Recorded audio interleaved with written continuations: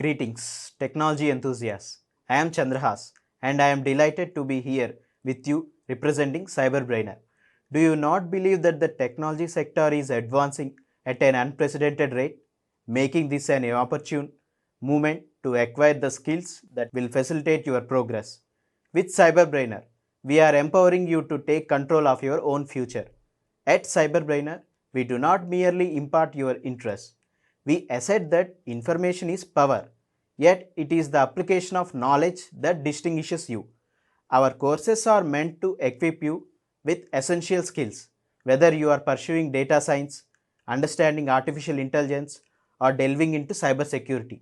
Let us commence the session and seize the future today. Thank you. Let's examine Guidewire, a cutting edge insurance program and its uses for accelerating insurance processes. We are defining this ALT here, right? This is the definition with the use of ALT, right? We can write the comparison logic in your statement. This is go to block actually. And this is the state or is a method in query object which use go to blocks. If you want to write an OR condition, right, we can write it in the go to blocks which will use any variable. You can give any name of the variable here. We are using ALT here. And with that, with the help of that variable, you can define the OR conditions in the braces.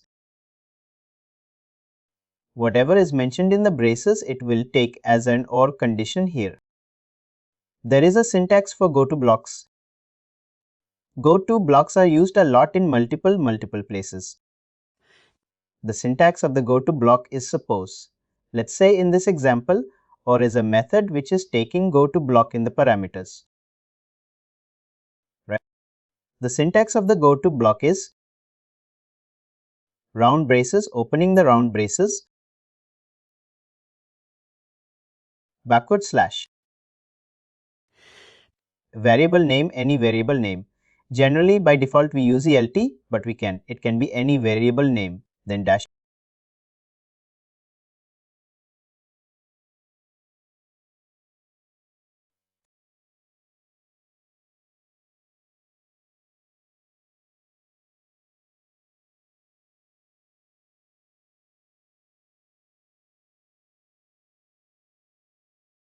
My keyboard.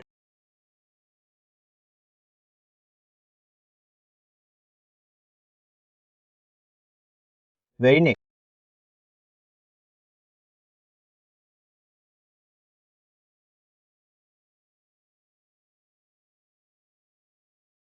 This is a syntax of go to block. Here in this curly brace, right, we can write our code inside this curly braces, and with the round braces we define the go to block. Here you can see here, right, we have defined the go to block here where the ELT is a variable name and we have defined the condition inside the curly block. This is how we define it. If you want to have a join and how you do that in go to block, we can explore these all the functionalities like suppose you want, as you said, right, you want to join. Do we have a documentation like to see what actually this join and outer join, inner join, all these things? These are advanced concepts.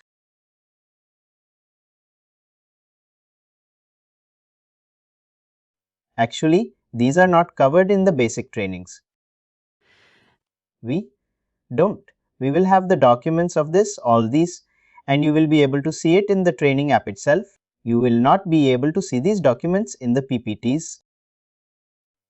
You will be able to see it in the here itself. Let me check. Not here. Training app. In. For each repository, right, there is a different documentation which is present for claims. There is a different documentation which is present in the claims and the repository. Similarly, for training app also, there would be a different repository where the documentation would be present. Like there is a doc folder here present here, right? You can open the doc folder. You can go to the index. You will search for join. It says claims. It's a claim center documentation. I don't know why training app stores the claim center documentation, but these topics are generally pretty much generic, right? For all the applications. These are the way how you write. Very same for all the applications. You can see this is a document. I want to have some help on go to scripts or go to queries.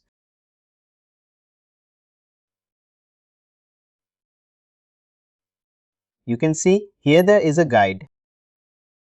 Integration guide is there. Configuration guide is there. Let me check features and let me check. Best practices are also covered here. What best practices you can follow. It's a Bible, but the basic concepts right. Those are covered in those PPT. If you want to have a look on the basic concepts, you can just take a look on the PPT and look and know about the concepts. But if you want to go something deep, right? If you want to write complex logics, complex queries, then you can refer this guide as well. And how often do you write these complex queries in the guide? In guide generally we won't be joining the entities a lot. I would say that 70% of the queries which we are writing, right, they would be there. It would be simpler queries only. It won't be much queries because we are writing the business logics, and guide by data model is also a very sorted type of data model. We don't use too much of join queries.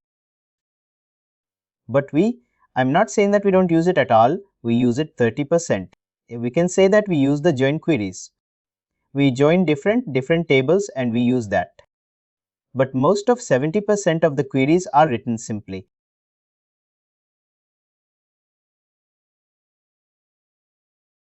You can control Shift F and you can write queries.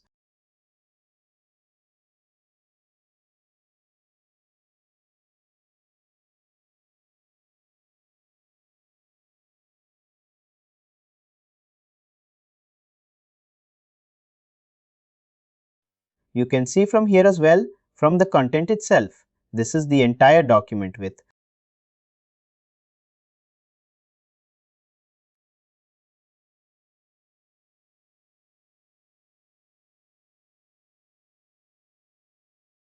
Let me search for join.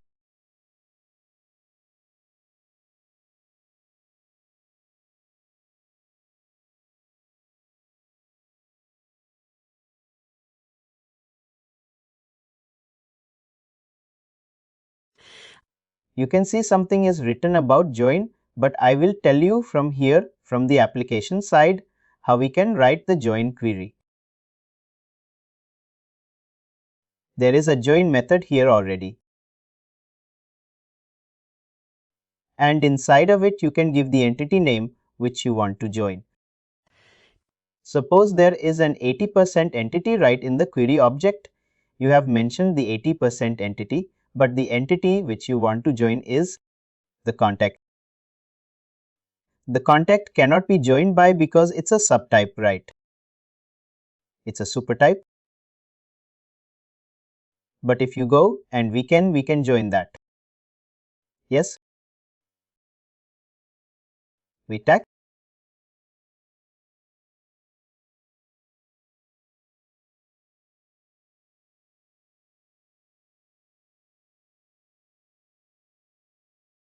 And not resolve this method. Join a big contact. Sorry, I need to make the reference using every person only.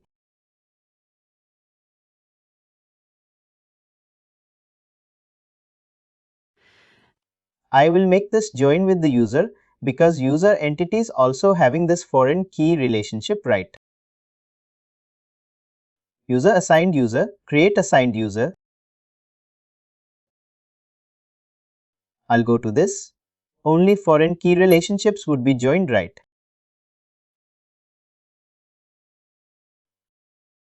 I have to make this reference with the 80% entity only. Now I can write my compare clause here, like this. Assign. Now I can write my conditions here as well.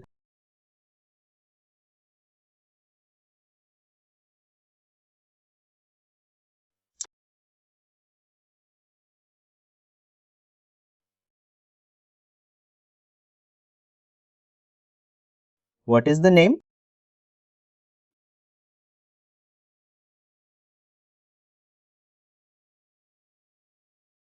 MB.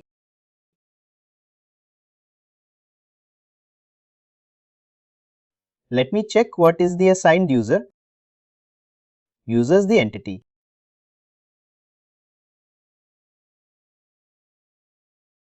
Let me try to directly call AB contact.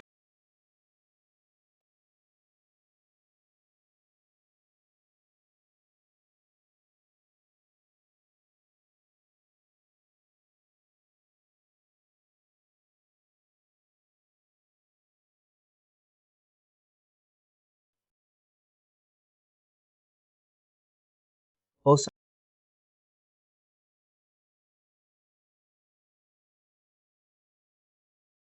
even I also don't remember the exact one.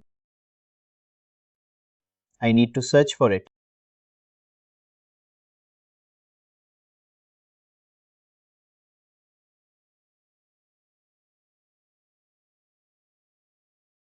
I need to search for this join query. Give me some time. That's when we can. I do not remember the syntax of it. We can look at it tomorrow.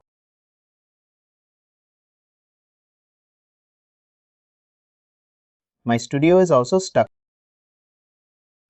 That's all and the constraints are written and you in the reload package, right? There are other competitors as well. If you go to the reload package, you can see that there is equals, not equals, less than, greater than, all these things are there. Accordingly, you can keep it.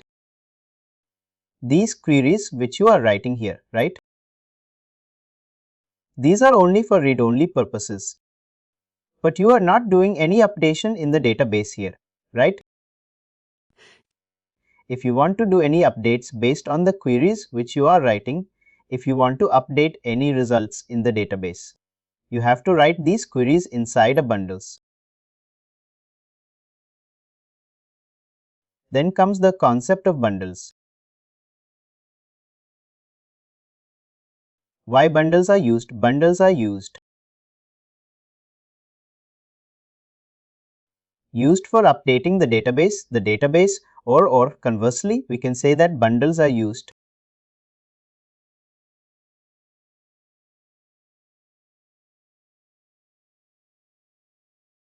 in transactions, used in transactions. This is when we are saving some data in the database, right? This is also a transaction, right? Suppose there are 4 fields. Let's suppose take an example, there is field. I'm going to the notepad again. A block is different from bundles. Yes, block actually goes to blocks which we have specified here, right? Go-to blocks will be used in bundles. We'll define bundles using go-to blocks. I'll show you tomorrow how we can define that. But these are the two different things. Block is just a syntax. But bundle is a concept in Guidewire. Bundles, you can also. First thing, if someone can ask you that what are go-to bundles.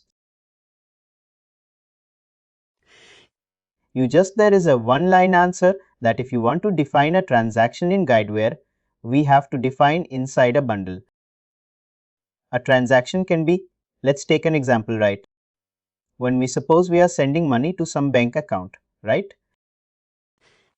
It has to be deducted from the peer's bank account and it has to be credited to the receiver's bank account. Right.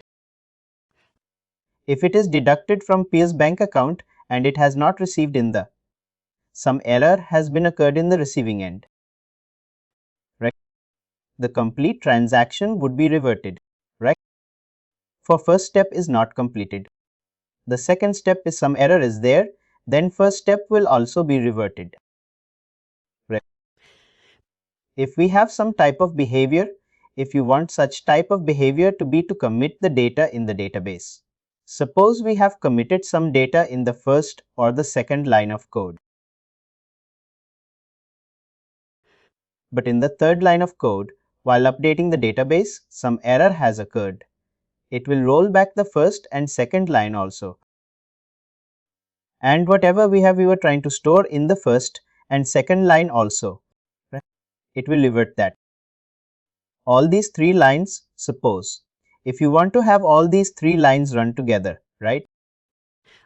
We have to create a transaction out of these three lines of code, and the transactions are created using bundles. This is a high-level concept why bundles are used. Bundles are used to create the transactions in Guidewire. If we have multiple lines of code, and if you want to run all the multiple lines of code in a single transaction, then we have to define a bundle and then we run those transactions. And the transaction could be anything. Either it can be a business logic or it can be something wherein we are storing the data into the database using goes to queries. These concepts are used together, goes to queries, bundles, everything. They are used together in the real-time implementation. Tomorrow we'll discuss more about the bundles. What are the type of bundles present and in which scenario we'll use which bundle?